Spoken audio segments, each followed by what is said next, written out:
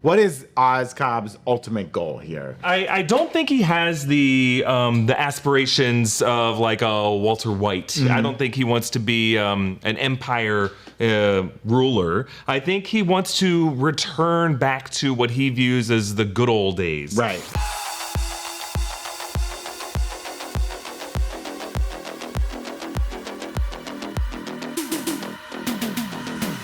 Welcome back to the Breakroom. The Penguin is finally out. And how will this soul-surviving spin-off series of the Matt Reeves Batman movie universe fare in our world of interconnected or not so interconnected movies and TV shows? It's an Elseworld, baby, and we're just living in it. Hey, a penguin cannot fly, but can this series soar? We're taking your questions live on today's Q&A. I'm Brandon Barrick, and joining us, of course, with me today is Erik Voss. Hi, everybody. Let's talk DC. Isn't it great to have HBO DC content that hopefully isn't being killed off right now as we speak? There might be a future to the show. It's going to lead directly into Matt Reeves' The Batman 2. Yeah.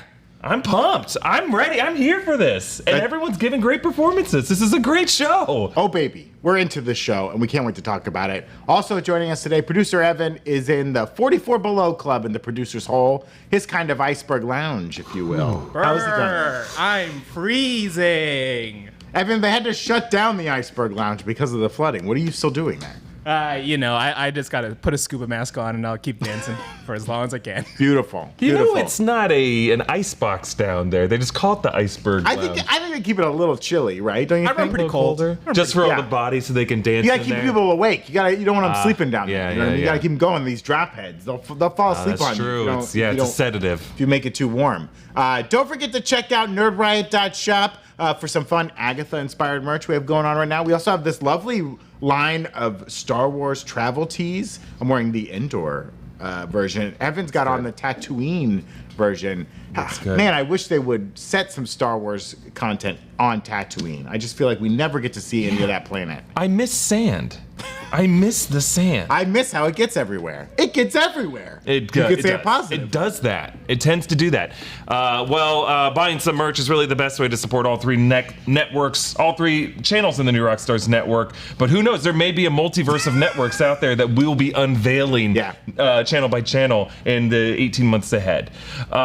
Should we talk about? Yeah, we have a new feature for today's Q&A that's really just a feature for our office in general, but it really fits in for what we're doing today. We're unleashing BATWATCH today. BATWATCH. BATWATCH. Okay, this is a double-decker of a reference. So strap in, folks. Yes, this is a show set in the Matt Reeves Batman universe. They've said, who's they? They've said that Batman will not appear in this series, but I think that could be a lie and a misdirect. So we're on a BATWATCH there, but also in real time, in our office, we've been told there's a bat. This is not a joke, okay? This is truth. We were told there's a bat. It's been spotted in the building. We had animal control come by. There's nothing they can do because they don't know where the bat is. There's lots of nooks and crannies. Our office is a regular Thomas Bagel or Thomas English Muffin. It's full of nooks and crannies. Oh, okay, got it. That's very good. That's very good. Porous. That's their proprietary language, and I'm trying to get some free Thomas English muffins because they're so delicious with those nooks and crannies. I'm gonna clip it out. We'll send it to them. Thank you. We get a sponsor. But there's a bat somewhere in our nooks and crannies. So if we'll talk about Batman, where he could appear on this series, where he should appear if we don't see him, whatever. But if you at home see a bat fly behind us, please alert Evan in the chat, and we'll get the BATWATCH going in full force. We don't want to harm the bat. We want to save the bat. Unless it has rabies, then we have to put it down. I don't want to. Okay, and a lot of you are going to think, "Hey, this is just a bit." This is not a bit. Doing. No, I kid you not. Literally, the building people alerted us this morning when we had already planned to do this Q&A that there was a bat on the loose. And yes, it is like the episode of The Office where there's a bat. But you know what? Scranton, Pennsylvania, back in 2005, had some different rules about the way you can handle these things. Yeah. And you had people like Dwight Schrute, who is basically a neo-Nazi, working in that office. It's true. Rewatch the series. He is. is. And he doesn't have a problem, capturing and hurting these animals. Here where we live, you get animal control in there, and they're like, this could be an endangered species. I'm currently on overtime right now, just by walking in here. Right. And I cannot touch a ladder without having to go through several rounds of paperwork. So basically, what we're saying is this office belongs to the Bat now. Yeah, and we are renting from the Bat. We are on the Bats. We are in the Bat Cave, and we're lucky to be here. Yeah. Evan, anything to add? Yeah, Alicia VP in the chat saying, I'm a public health doctor, and I feel obligated to tell you that you got to get a rabies vaccine if there's a chance it touched you. There is no chance we've been touched. No one's been touched. No one's been touched. We haven't seen it. We've been told it's here. But that's good information. We'll keep that in mind. Is the rabies vaccine still like 7 shots in the stomach? Because I'm looking forward to that. Yeah, and Kobe Wankanobi is a regular chat, of course, saying Batwatch graphic looks so cool. Thank you, John, for the graphic. Yes, thank you, John. And yeah, if you're watching along live, you're watching along later, let's name the Bat. Just drop a name. Yeah. Don't name it Bruce. Okay, move on. Yeah. Let's get beyond some clever Batman puns. Come up with a good name for the Bat. Yeah. Okay? Yeah. Okay. All right, this episode of The Penguin. Let's talk about it. No. Before we get too deep into it, what are your general feelings about episode 1 and setting the tone for the series? Are you excited to see where it could go from here? I will be honest with you, Brandon. When they announced that this show was happening, and even when they showed the first trailers for it, I thought to myself, why does this show need to exist? I like the Matt Reeves Batman movie a whole bunch, and I liked what Colin Farrell did in that movie a whole bunch, but he had just a few scenes. He made the most of those scenes, but do I need to spend 8 episodes with him? I wondered. I've never been happier to be wrong. Okay. This show is awesome, and it's just a great vibe, and it's just a great journey, and great acting, and great performances, and a great sense of setting. And I've said this once on this channel, on the New Rockstars channel, anywhere there's a microphone on me, I will say what makes a good TV show is a good setting. Love it. Not necessarily good characters, but a good world of characters, a great cast who occupy an environment and understand that environment, and that environment has a thematic and emotional weight on them. And that show, or that definition, applies to this show in such a great way. It is one of my favorite on-screen depictions of Gotham that I've seen. Okay. Matt Reeves and his production designer and cinematographer really started this, but this show is properly investing in a Gotham that we want to spend 8 episodes in, and that can't be said for every even cinematic universe version of Gotham. I think I might prefer this to like Christopher Nolan's Gotham, at least in Batman Begins. What I liked about Dark Knight Gotham was that it was like the city of Chicago as Gotham, and it was really cool. Dark Knight Rises just kind of heightened it on this kind of impractical scale even. So just this one episode, I love flooded Gotham and like almost like post-Katrina or post-Tropical Storm Sandy Gotham in a really cool way. So I'm enjoying this show. Kristen Milioti is already giving an Emmy-worthy performance as Sophia Falcone, and I'm just digging this. I'm really liking this show. How about you? Yeah, I really liked it too. Like you said, when this show got announced along with like 2 other potential series, right? There was a Gotham PD series. Yes. There was an Arkham series. Those died off, and that was like during the shuffle of like James Gunn and Peter Safran taking a more lead role at Warner Brothers and DC Films.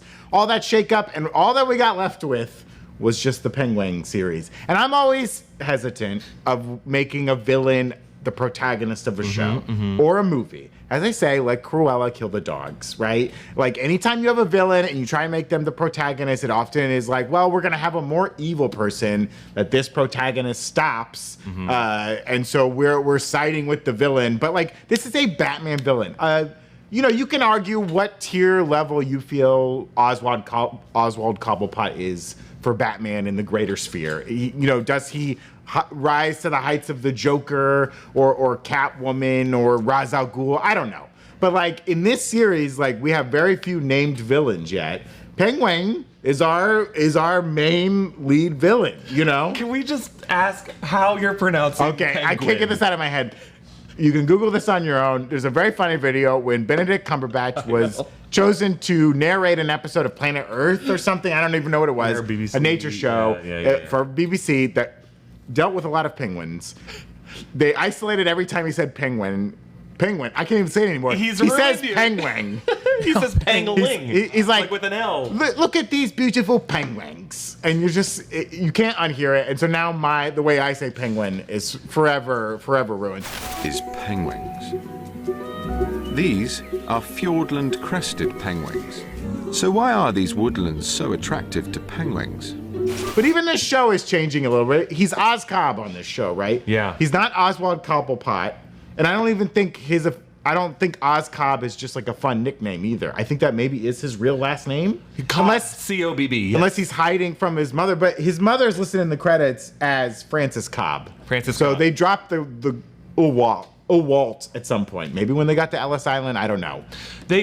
She calls him Oswald. Yeah. So he's okay. Oswald Cobb, and he shortened it. And I kind of like that. Oz Cobb is fun. Oz Cobb is fun, and it paints him more as having a working class immigrant upbringing. Because that is something, I go into this in the breakdown a bit, but that is something that happened to a lot of European immigrants who came to Ellis Island, is the immigration agents just shortened their names. And if that didn't happen, often they felt pressure to assimilate into the neighborhood and just have something that they felt was a more Americanized name.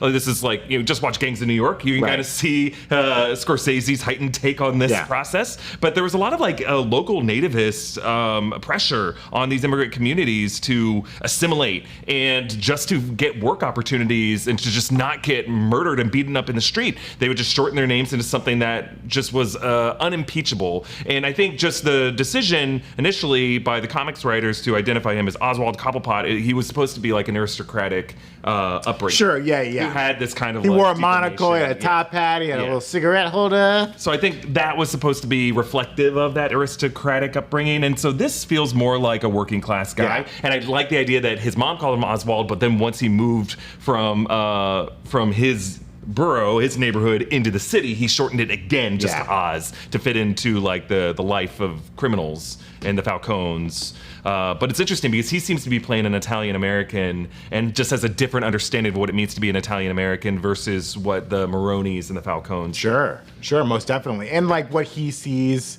for himself, what he sees as a criminal, what his role should be in society, which I think kind of leads into like my biggest question where we start off this series, right? What is Oz Cobb's ultimate goal here? He sees an opening with the crime lord he was working under, right? Carmine Falcone has been killed. He was killed in the Batman movie. That was John Turturro's character, who's going to be played by Mark Strong. They already used him in a photo. Yeah. And it seems like they might have some flashbacks in this series. So they didn't bring back Turturro for this. But Mark Strong, great actor, doing some incredible wig work, and maybe mustache work. Could be real, could be fake. I don't think he grew that. I'm not sure. But we're gonna see him in the series. So Penguin sees this opening. The series starts with him going to get the files and the jewels. I'm sure he was gonna keep the jewels if Alberto didn't walk in. Yeah. But my boy Oz Cobb can think on his feet and pivots and shows what he's able to do, right? That's his whole thing. And he says it in a monologue, right? Like, I just, when I'm meeting someone, I give them what I want to hear. We get a lot of monologues in this episode, which are really great and give us a lot of insight into the character. But especially his character his monologue about Rex Calabrese, an old-timey mobster who was in his neighborhood, who he kind of idolizes. And that's what he wants to be. He wants to be remembered as like a good guy for his community, which is funny because he's a killer and he's a criminal and he's spreading drops around the city, possibly tainted drops, doesn't care. Who cares if a couple drop heads drop dead because we got a little bit of extra water and black mold in the drops. I don't care. I don't care, Moscow. I don't think he has the aspirations of like a Walter White. I don't think he wants to be an empire ruler. I think he wants to return back to what he views as the good old days. Right.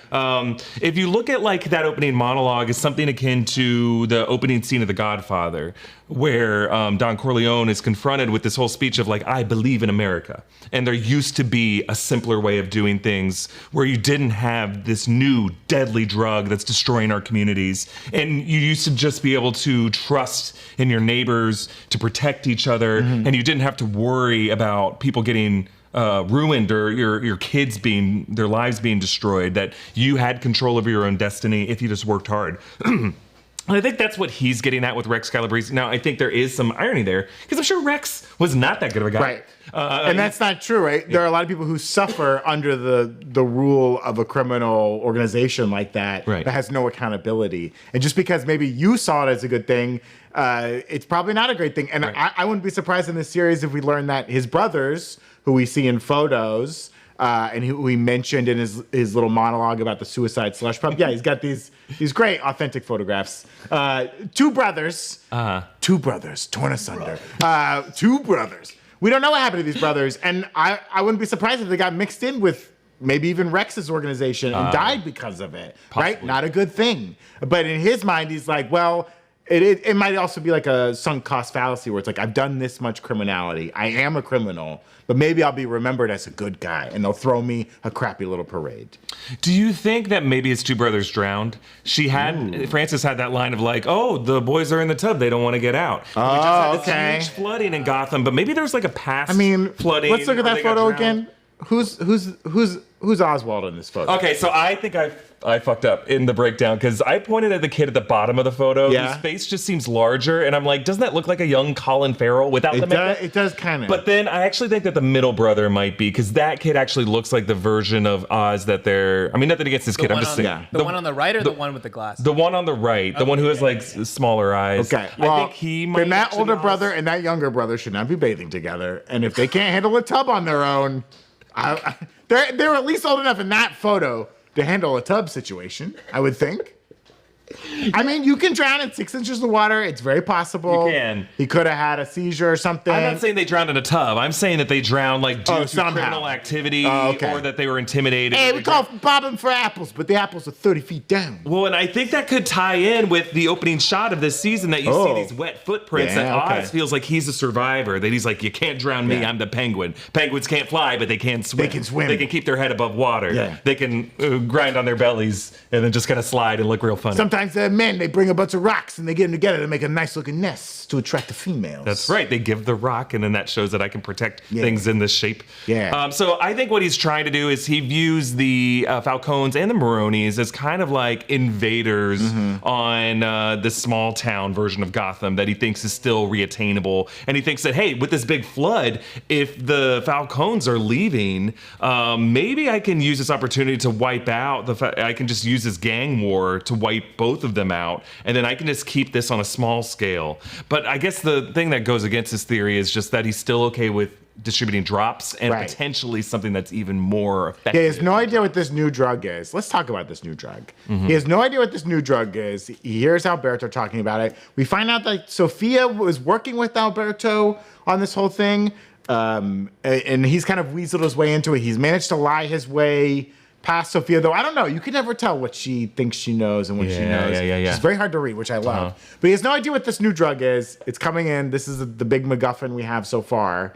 I'm wondering, do you think there's any way that this new drug becomes a bigger plot point into the next movie? And I only say that to mean there are some drugs in the Batman universe that are notorious, right? The Scarecrow's fear toxin. Now, it's a storyline that Nolan already went hard on Batman Begins. So I don't know if we'd see that again so soon. It seems a little too soon for something like that. There's also Bane, right? Bane has drugs in his system that causes him to become the big muscly monster. Again, Nolan tackled that. I don't know if anyone's eager to see Bane again.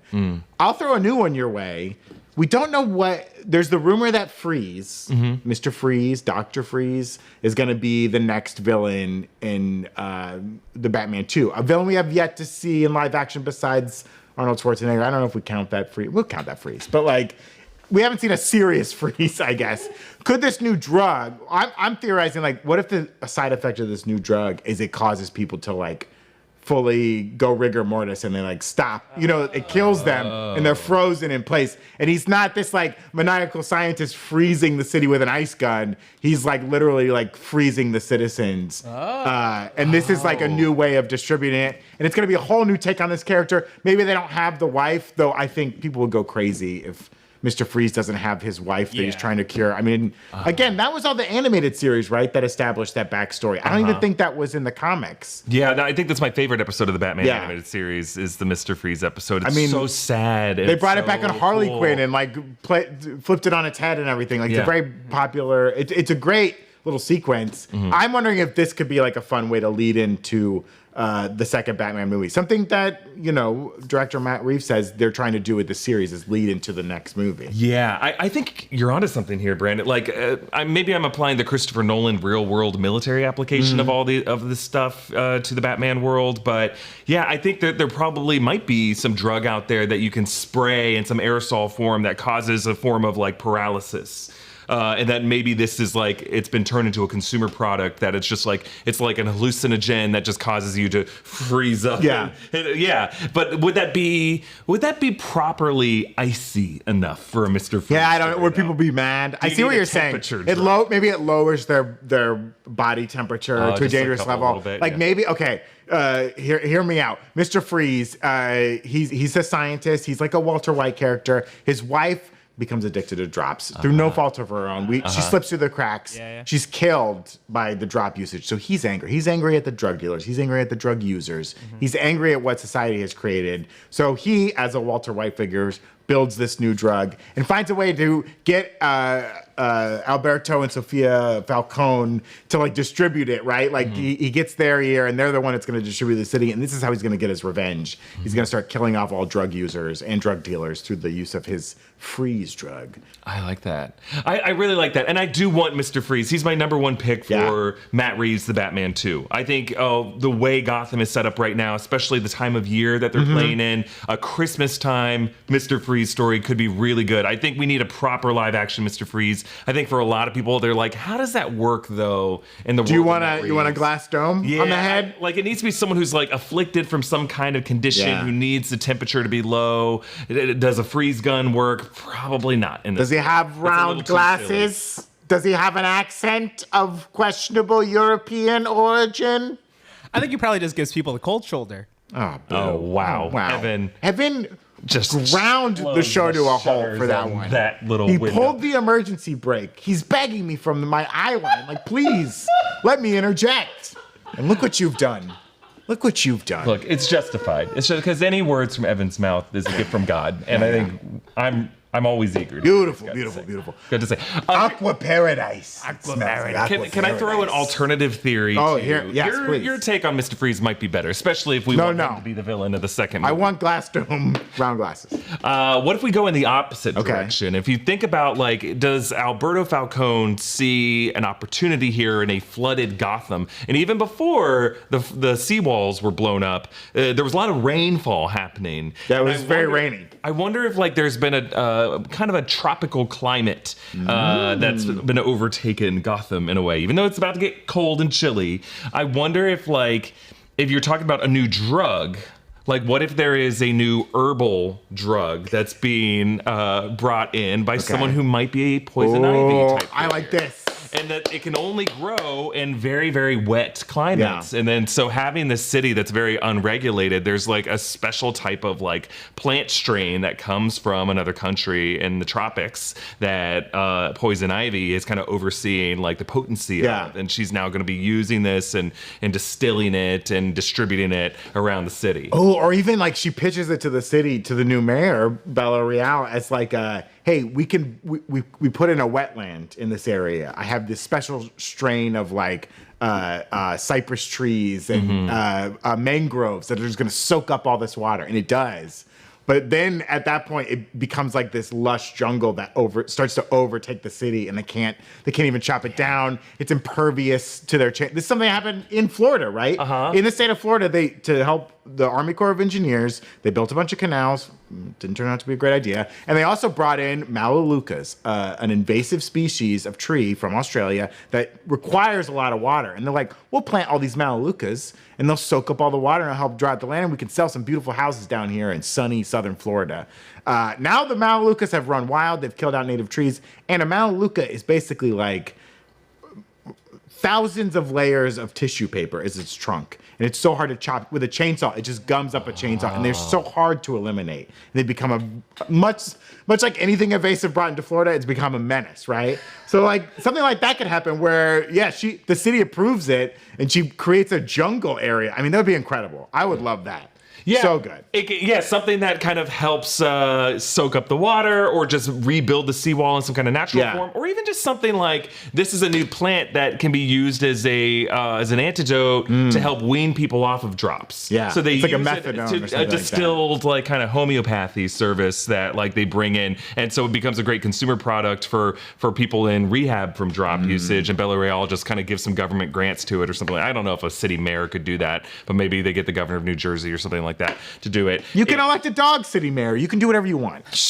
and maybe so that, but there's like some kind of toxin in it that makes them easier to control. And then a poison ivy would be a lot of fun too. Evan, this better be good. Yeah, some suggestions from the chat. Oh, some questions good, about good. on different villains and things that could come up. I'm Iron 10 asking, do y'all think Victor, the kind of kid partner that Oz enlists, could be Mr. Freeze but younger, kind of in tandem with your Mr. Freeze theory? I see how that could give it some. Because his name's Victor, Yeah. Victor Freeze. I don't know. Yeah, I'm wondering about this kid, Vic. Victor Aguilar. I don't know if I want him to become like a known entity in the Batman universe. It's a little. Yeah. We got that too picture, clean. Dashiell? Yeah. Look at them. They're Look at these sharing guys. the slushy. But I mean, drinking a frozen drink, you could say. Ooh, Is he I'm gonna having get brain freeze. frozen?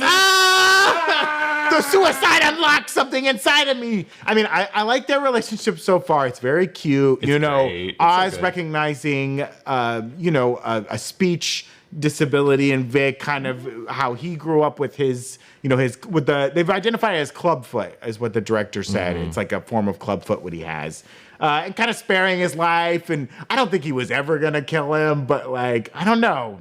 I don't really know how old he is. 16, are we guessing? He can drive. Yeah. We don't know if he has a license. I don't know. He I would does have assume a he's license. Like, He looked at his license. oh, well, you and- can get an ID. Yeah, It doesn't necessarily. it looks like a driver's license. It was Okay. like a state of New Jersey. We'll or say Gotham City driver's 17, license. 18. But the some others are saying Victor Zsasz. There's quite a few Victors okay. in the DC continuity. I just think he's going to be his own thing. Yeah. I don't think that we're going to see him revealed. That's a common thing. It just doesn't seem like that's what they want to do on this And show. I've seen it pointed out by a couple of folks online, like the origin here of like Vic stealing the tires, I guess it's similar to like, I believe it was Jason Todd as Robin was like trying to steal the tires on the Batmobile or Bruce Wayne's car. And it was like he brought him in as like, I can help you out. Kind of like a fun parallel to that. Frankly, I think Vic will be dead by the end of the series. Oh, I hope And I think it'll not. be a dark moment for our man Oscobb, and it's gonna make him, That'll break. my heart. because they're not gonna kill Oz, right? He's not gonna die. I think you can kill almost anyone else of the Falcons if you want to. You can kill Sal Maroni if you want to. I don't think that causes any problems. But you kill off either. I would put Francis Cobb or Vic on the warning list in my Deadpool right now.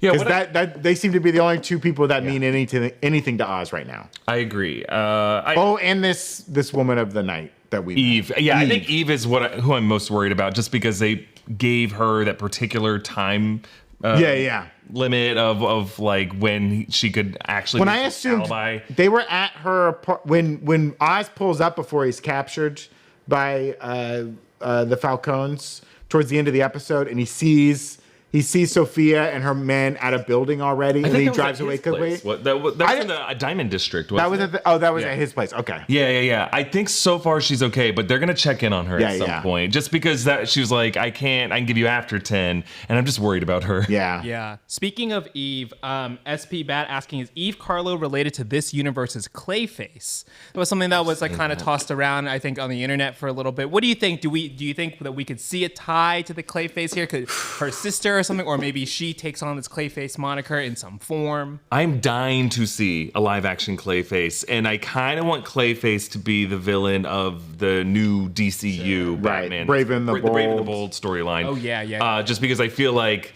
that would be such a cool reset of anything we've seen from Batman before. Whereas Matt Reeves so far has been pretty okay showing us villains that we've seen before, between a Riddler and a Joker and a Catwoman. And I think I'm okay. And a Penguin. And I'm okay with him continuing that, like on a smaller scale. So I kind of want to save Clayface for when we have to have a completely new universe. And this Matt Reeves universe, it feels they want to keep it as kind of Nolan-esque and grounded as possible for now. Like, you don't see Superman flying in right now, right? It feels like it would be too weird. This isn't a world that has that kind of fantastical nature to it yet. Right. Evan? Beware the Dreads and Alicia VP both asking about any other grounded Batman villains you could see, whether tied to these drugs or not. They both mentioned Mad Hatter or Mr. Pig or Zaz. Any other thoughts on like a grounded villain we could see? I mean, there's all those public domain ones you could do, right? That are just weird enough. Isn't there one like Clock Breaker or...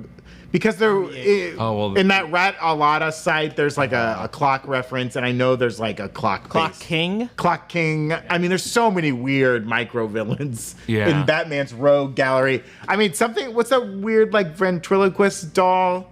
Like that could be a fun thing. Sure. The little gangster ventriloquist doll that I'm remembering from the animated series. I think it's just called ventriloquist. Yeah, something weird like I would like something weird that almost feels like magic but not quite, and it's just kind of insanity. Yeah. And you get that a little bit with the Riddler, who is a smart character. Right. But when Batman actually meets him, you realize that the Riddler's brain is kind of totally askew, and he's not as smart as you think he's very smart, and he can build these bombs and these elaborate puzzles, but he thinks him and Batman are the same. Right. He's a little, I don't want to use the term crazy, but like misjudging the reality of the situation. Sure. In a way. Yeah. Is Harvey Dent Two-Face just like, there's no other way to do it now without getting a little too like not grotesque, but just like his identity is the fact that he's scarred on half of his face, and then we're also gonna get into DID distortions of how that works. I say give him a Voldemort-esque head, another face on the back of his head. Because what always like messes me up about Two-Face, and even Christopher Nolan felt compelled to do this, is having him continue to wear a suit that is half burned. And it's just very silly to me that he would just put on a different jacket and he would just walk around with it. But that's almost why the Schumacher way of approaching Batman and his villains is kind of fun.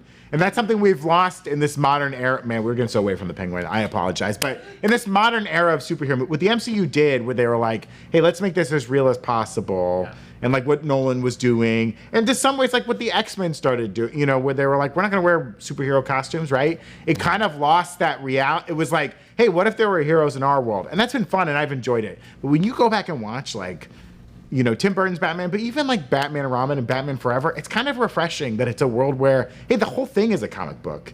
And there's a district of the city where the gang is blacklight punks on rollerblades. And that's just the reality of our situation. And our buildings make no sense. And like everything is fantastic. That's where Two-Face is fun, where it's like, yeah, I'm crazy. And I buy this suit that's two separate pieces. And I got salt and pepper here as my ladies. And one wears all white and one wears all black. Because I gotta have two of everything, and I would go crazy if you threw 50 coins in the air, and I can't tell which one's which. Like, that's kind of fun. Yeah, I like a Two-Face like that. I think there probably are some people in chat who are like, well, the Gotham series kind of got there. The CW Arrowverse started to encroach on that world. I mean, we had Batwoman, but we didn't have it was mostly in Star City and Central City. Right.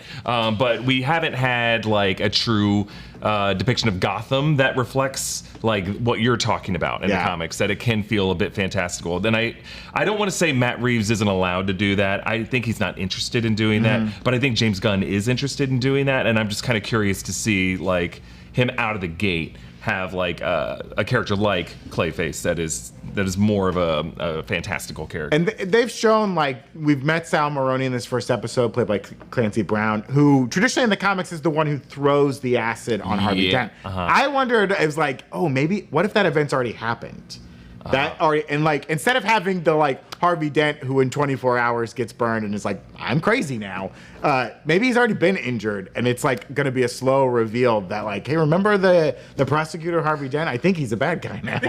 Like, I would like a slow, like, he's already been burned, we're not gonna get his origin story, he's just gonna show up one day, and it's like, oh, this guy's back. It's gonna be hard to make Harvey Dent Two-Face because it's gonna rely on scarring as just such an evident and physical component of the character, and it's just like, it's hard to do that now. Yeah. It's just hard to say like, oh, they call him Two-Face and he embodies this, and he's just kind of like like got a criminal pathology now because half of his face is scarred, and I just think it's like hard to do that in a way that feels okay. I do think it's really interesting that I really like your comment, Erik, about how they're like treating the world as like a post-Katrina like environment, because I think that using that kind of like, you know, for better or for worse, like natural disaster kind of like context, it does like really set up this like anything is possible, even in a world that's like so grounded, where there's like anyone could rise to power, anyone could like take something for themselves in this moment, that like it just leaves so many opportunities open for anyone to just jump in. Yeah, they had that whole scene where they're watching Gilda with Rita Hayworth, and she loved it. That was such a cool reference. It was so long too, which I really appreciated. And she's singing "Blame It on the Mame," which is just a song that's pretty interesting in the context of that movie, and in this context where it's just about a woman who's been scapegoated, as this is the woman throughout history who's been the cause of every citywide natural disaster, from the Great Chicago Fire, the 1871, of the San Francisco earthquake of 1906, of the New York blizzard of 1888, and then particularly of this like Yukon shooting that was from a poem by Service.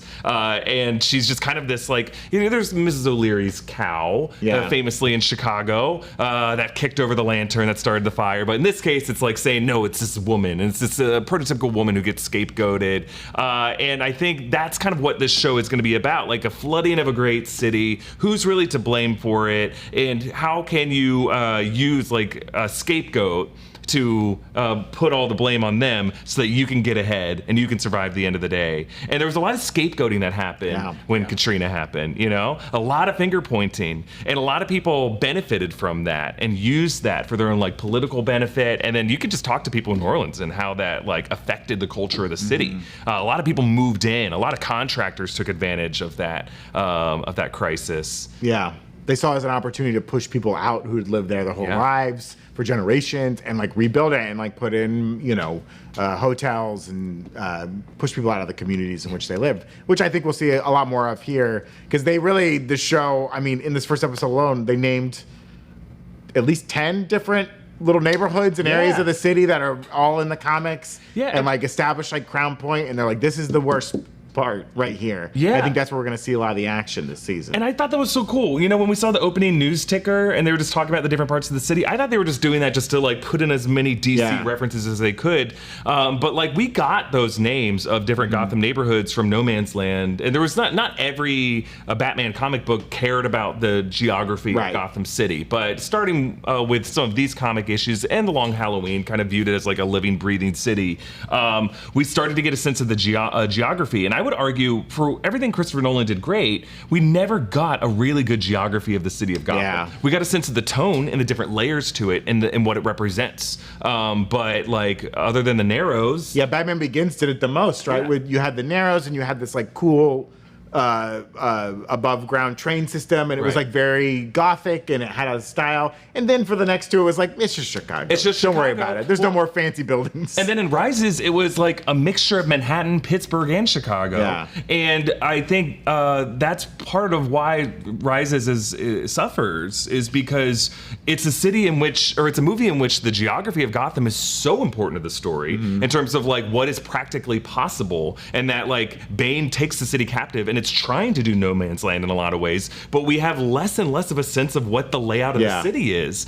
and how much of the dialogue is tied in with like characters talking about going to different neighborhoods. And like, as you're watching it, I'm like, I don't know where any of this is happening. I don't know how he can get back in the city so fast, how he can get to this, to the commercial district of this neighborhood so fast. So it's like, I think this show is really trying to just give us a sense of like the space. And I think that will be really important to the show as it goes on. Yeah, for sure. Before we get to some more questions, should we thank some sponsors? Oh, yeah.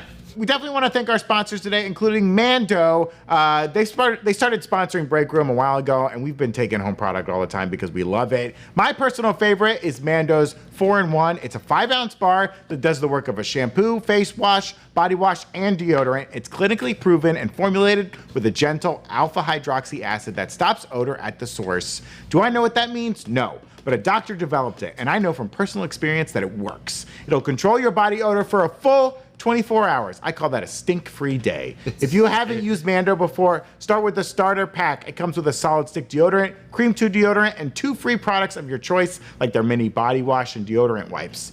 And you get free shipping with that starter pack, so think about it. And yes, we do have a discount code. New customers get $5 off their starter pack with our exclusive code. That equates to over 40% off your starter pack. Use code BREAKROOM at shopmando.com. That's SHOPMANDO.com. Use code BREAKROOM. We also want to thank Helix Sleep. Helix Sleep, they had a Labor Day sale and you missed it. Just kidding, it's still going on. Woo-hoo! And now is the perfect opportunity for you to get yourself a brand new perfect mattress for 25% off.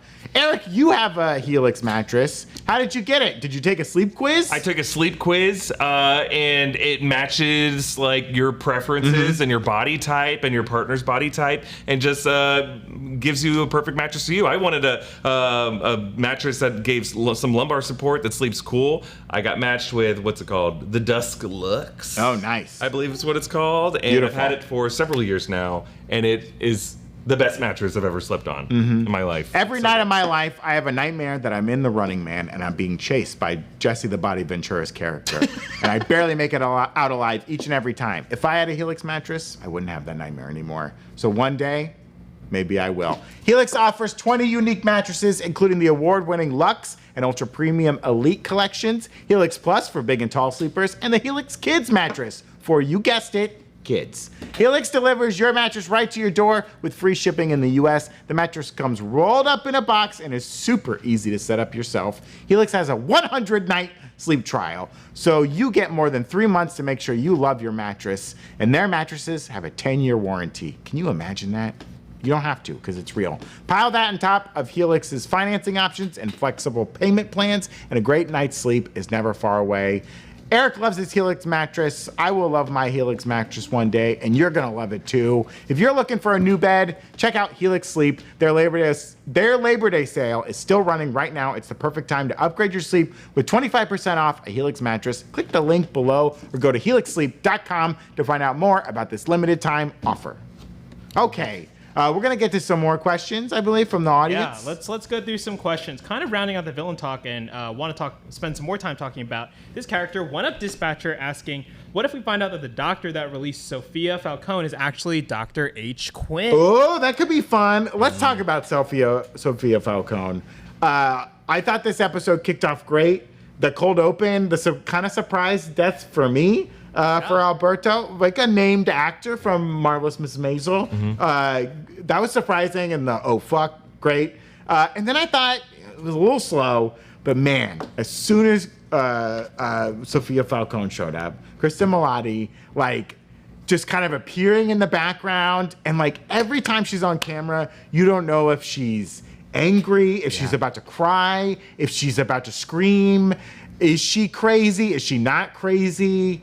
Is she playing everybody? Great stuff. Yeah. Great stuff. I love this character. She reminds me of, what's his face? Salamanca in the later seasons of Better Call Saul. Yes, and that's like, great. Just a family member shows up and you forgot that there's another sibling of the family or another cousin of the family who just shows up and takes over the show. And it's so good. And she has this kind of manic quality that is just so Barry, to where she just lets it. I'm talking about Kristen Milioti and her performance, and now she just lets it out in these little bursts. But in the first several scenes, she doesn't show her full hand. She is just trying to get information, right? And she doesn't let on how close of a relationship she had with Alberto. She's just like, oh, the way that you try to find out information about any sibling who kind of fell off of and went down a wayward path. And then by the end, only when she has them bound does she say, he came to visit me every day or every week. Yeah. He's the only family member who bothered to see. And then based off of those conversations, that's how Oz knew that, like, oh shit, my whole argument that we were both siloed in Alberto's plan, realized, oh no, blood is way thicker than water here, and there's a whole, for months and months they were talking about this plan. I think she is such an effective villain, and I hope she doesn't die by the end of the season. If you haven't read up on The Long Halloween and Dark Victory, I highly recommend you do. Those are the great comic storylines that introduce Sophia Falcone as a character, and especially Dark Victory. I feel like this season, or at least based off of this first episode, has quite a few references to Dark Victory, and that specifically Sophia Falcone starts out as what you think is just like kind of an angry sister in the crime family, but has a far more active role than you realize, and is not afraid to get her hands dirty.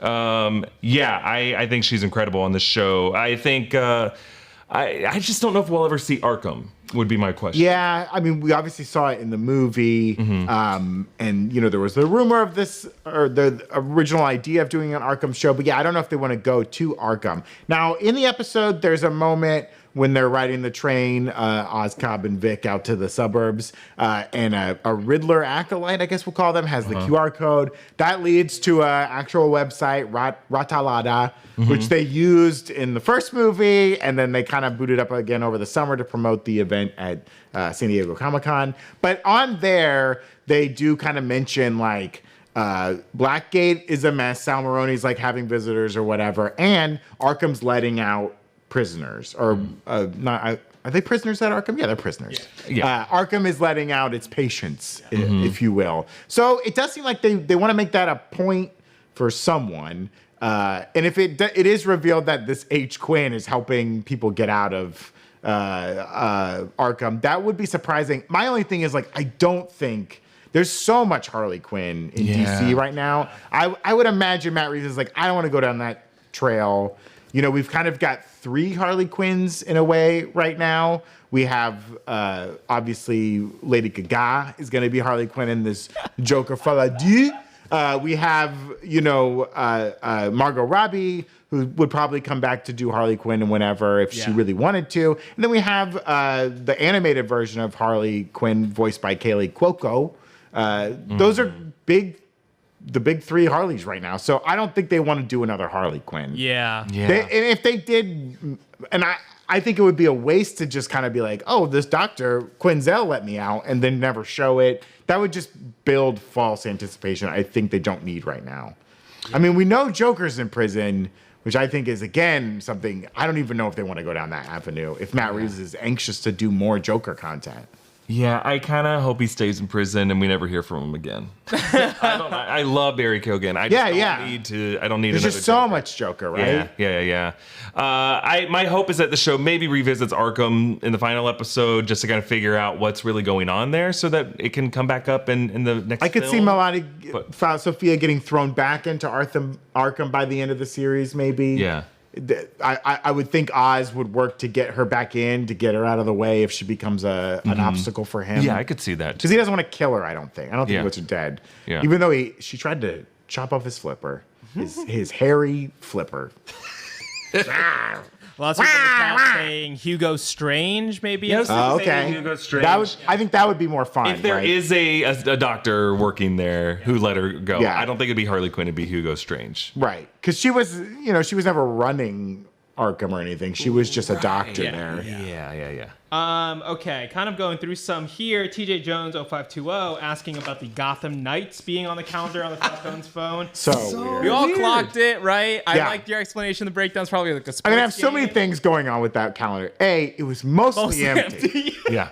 He's nothing which else is just going on. Nuts. Which just is the most just incriminating things nuts. that you wouldn't write down in your calendar. And if you're a drophead and maybe an alcoholic also, aren't you like making some meticulous notes like I gotta be here for this one thing. He's kind of like a playboy, it seems, right? It's like go to the club. Yeah. I gotta book in all my clubs. Yeah. No birthdays. Like if you bring up my iCalendar, it's just all random birthdays of people I went to. He's not even synced up for like Thanksgiving, for the automatic holiday reminders for Thanksgiving. No Halloween. No Veterans Day. There was on October 31st a meeting with Bella, which I thought was the most interesting on there because it's like Bella Real and Alberto Falcone had a hangout on Halloween the day Mayor Mitchell was killed by Edward Ashton. That's weird. But Gotham Knights, of course, the 2022 game. Yeah. Like, are we going to get an announcement for it on November? I don't know. Was it 23rd, 16th? As far as I know, there's not another version of that game coming. I was wondering I think if we would have heard something. my immediate reaction was like, is this like a basketball team or a sports team? And he's going to a game. Is it a minor league team? That he cares about? Yeah. The Gotham Rogues are the football team. Right. They're like, I think in a couple different versions of DC universes, we've seen the Gotham Rogues. So are the Knights, like, I'm trying to think, time of year. We're in November, so wouldn't be baseball. I'm wondering Could be hockey. Could be. Since he is a playboy, is this his little group of gentlemen that he goes out with? Much like the much maligned P Posse. The P Posse of the 90s. Tobey Maguire, Leonardo DiCaprio. Look it up. Or wasn't River Phoenix? River Phoenix. No, he was gone. River Phoenix's death is what scared the Lucas P Haas Posse. was one of the gentlemen. Sarah Gilbert was part of it. Yes. This could be him and his boys. We're the Gotham Knights. We go out and party. Bruce Wayne's there sometimes. We do drops. You know what I'm talking about. We get my dad's jewelry out. I put it on. I put it back in the safe. Speaking of Bruce Wayne, Eli Finelli says, even if we don't see Batman in the show, do we see Bruce Wayne? Ooh, okay. Pull up the Batwatch graphic. Here's my thing, okay? They start this series with the news crawl, and they're like, Batman's on the roof of the arena helping people out. The farthest away shot you've ever seen in your life. I'm scouring. Like, give me one guy in a cape or something. Yeah. Also, if you're the news, aren't you zoomed in on that? Come on. Yeah. That's quality news. Cut to it. That's where they could have shown him, right? If they could have those news that. helicopters can zoom in on car chases on the 101, they can zoom in on the Show roof me of Batman Madison helping Square people. Garden. That's how you get a Pulitzer. Can you get a Pulitzer for video? I don't know. I think so. I There's think so. Zoom lens, the Peabody maybe. There's Zoom yeah. That's lenses how you get broken. your Murrow Award, is by covering Batman saving people. Now, I still think the Bat's going to show up in this series. I think Matt Reeves put in a call, Battinson put on the suit, and he's just in a shot coming out of the shadows at the very end or something like that. Okay. I like the Bruce Wayne, too. Yeah. Like, Just once. Bruce Wayne, like, showing up somewhere. I think it's more likely we see the Batman than Bruce Wayne. Okay. Because Bruce Wayne, it has to be Pattinson for it to be Yeah. Bruce Wayne. If it's the Batman, it could just be a shadow or silhouette in the distance. You know, You could have anyone fill in. Yeah. It's a Mandalorian situation where you don't have to That's have Pedro right. Pascal. Now, when Oz was watching the Rita Hayworth movie, my first instinct was like, oh, when he opens his new club, he wants to have like a variety act. He wants to have. I thought that's what it was like going to be at first. Like, it's giving him his vision for his new club that's going to be like very 40s and like very fun and stylized and old school and like old Hollywood. But then it was just a way to like set up his idea to like, oh, I'm going to blame it on the Maronis. We're going to have a false flag operation. But I do hope that by the end of the series, Oz has a new club. It's very fancy, and Bruce Wayne shows up. Yeah. Because remember, Alfred told him, you got to be more of a playboy. You got to be out there. Yeah. The QR code, when you click on the link in there, it does take you to an article in the Gotham Gazette that says Gotham's no stranger to playboys. Yeah. And so that obviously is a reference to Bruce Wayne. That might be the closest we get. But also in Bristol Township, the Falcone estate, it must be at least Very a couple close. houses down to Wayne Manor. You know, somewhere like Alfred or Bruce just heard Victor put that cinder block on the car and have it ram into their house. Like, What's going on out there? what's going on over there? Alfred, will you take a look at that? You take a look at that. Speaking of other like characters from the Reeves verse that might show up, you know, Batman might be a far fetch, but like, could they get Jeffrey Wright as Lieutenant Yes, I Gordon think we to get a show cameo. It's gonna be Jeffrey Wright. Okay. Yeah. All right. Like he's he makes the most sense. Could we see Alfred? Andy Serkis. Andy Serkis show up as Alfred. You could get him for a day, yeah. right? He might do it. I mean, And he's not a tough afraid to go on guy. He TV. can get in a fight. Yeah. He's a tough Alfred. He did all the Apes movies. He did all the Apes He showed movies. up in Andor. He couldn't swim. He can't swim. One way out, baby. One way out. That'd be fun. I think I'd love to see the two of them. Between the two of them, who would you prefer? They're both so great. I want Gordon. Gordon, yeah. Jeffrey Gordon Wright's makes the so most good. sense. Just to I have a would police love to element. see Gordon Yeah. show up again. Do we get the old police commissioner? Was he dead? Get this freak out of here. Did they kill off that guy? The guy from Chernobyl? Yeah, I Hey! think he's dead. Get this freak out of here. Get this bat freak out of here. Oh, God, what are you showing me? What about the Riddler? Do we see the Riddler? Oh, no, you can't No. get Dano. You don't think You so? can't get Dano for this. You don't no. think that little No. freak would put the mask on for a day? Show up again? The Riddler, yeah. Dano? No. I just think Dano is such a serious actor. Like you can't get him out of his house unless it's going to be a role that he's interested in. He did that He'll do it for He free. did that GameStop movie. Right. I think he was interested in the role. Okay. I don't think even. I bet he works for free sometimes. That guy. He's so weird. Yeah, I bet he loves roaring kitties. He probably made some money off that. Okay. As we round up here, Yeah. lots of people expressing different opinions about like where the show is in this timeline. Like Fundamentals podcast saying that the performances are great, but seeing they didn't want to see Penguin kind of climb the ladder here, right? Like they wanted to see him like start at the top. Whereas, Cast the Stream is showing like, we're gonna go even further back and see what made Oz important for the Falcons in general. Like, how did he? I think we'll definitely get that flashback at some point, and I would assume it would involve a brother dying or something like that. Right.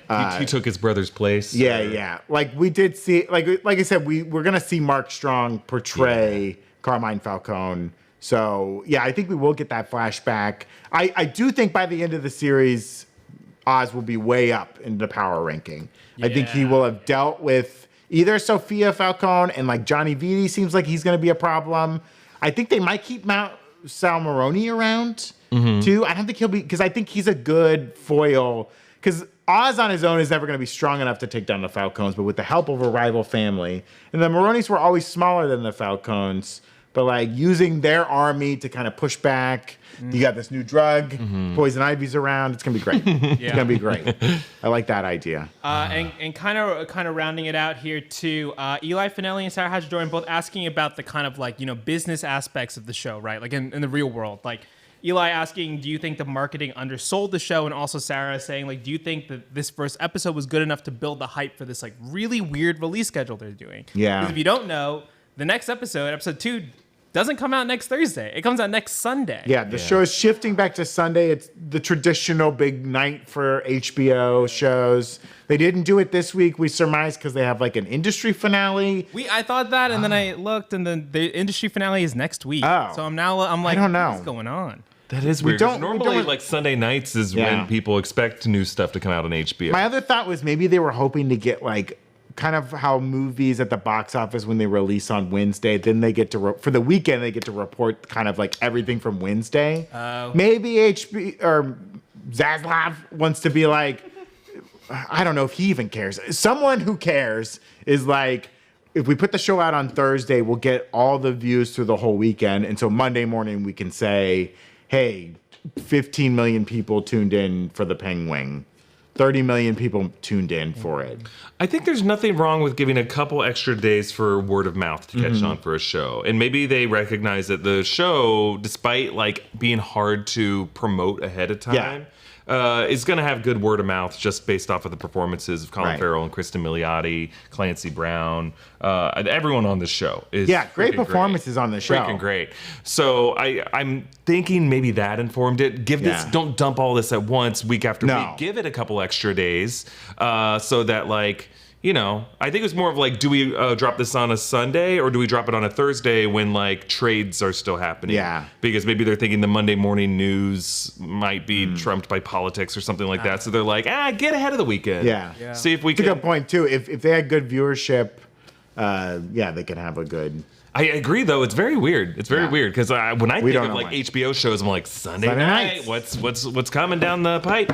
So yeah, I think it's definitely a weird strategy, but I think this show is really going to benefit week over week of just like positive buzz around it. Do you think his waddle will get more pronounced each and every week?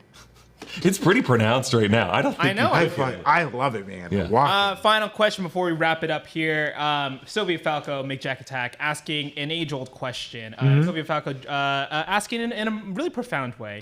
This might be the most world-changing and anticipated multiverse event. How many tiny kisses will this show have? And how many tiny kisses will the Penguin give out? Well, we already saw Sophia Falcone give out one little tiny kiss.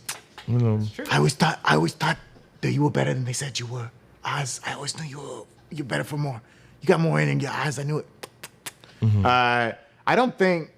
I think Oz is gonna give Eve a lot of tiny kisses. A lot of tiny. Yeah. I want him to get one by the end. Yeah. By the end, he needs to have an umbrella, an eyepiece, or a top hat. Now, do we think that maybe the flooding in Gotham are causing a lot of fish to give like tiny kisses? Little tiny smooches, like Dr. Footfish at the spa in Japan. Oh, yeah. You put your feet in the and dead skin off your feet. Hey, is Killer Croc on the loose now? Because Ooh. it's flooded in Gotham. That hasn't come up yet. Is there gonna give us all a little tiny kiss? Is there a man Right on our bat butthole. somewhere out there? Give me King Shark. Get King Yeah. Shark in here, Ooh. swimming around in Gotham. Yeah, maybe much like in Game of Thrones when you had the blockade and they could only eat fish because the seawall's down. It's disrupting import export. All they're doing is taking from the local bay, and all you can get to eat now is tiny fish.